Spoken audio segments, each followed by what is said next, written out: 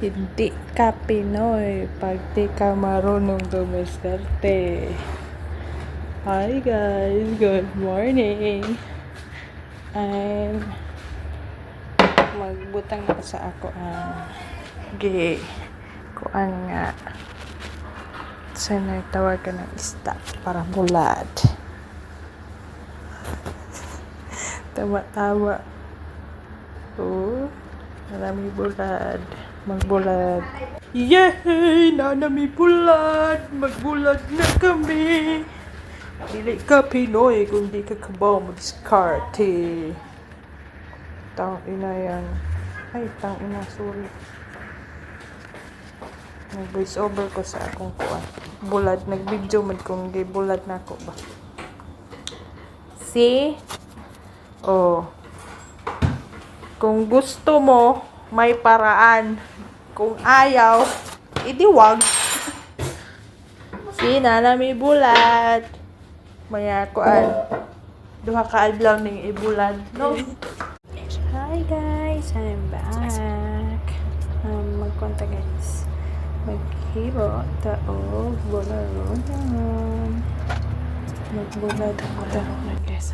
Mag-squeeze ang kong limon kaya wala naman yung vinegar. Limon akong gingamit guys. Kuan tulad ka limon.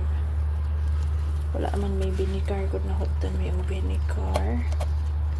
So after nga mag-squeeze ko og limon, mag-mix na pod ko sa kanang kuan para marinate na ko. Asin, white pepper, black pepper. Ay kung butang cinnamon gamay. Itong i-mix. Kung mag-mix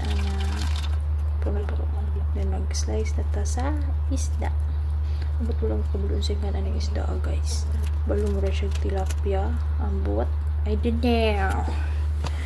Oh. Kuan siya guys. Kaya kung wala pa siya nakuan og hasang daan.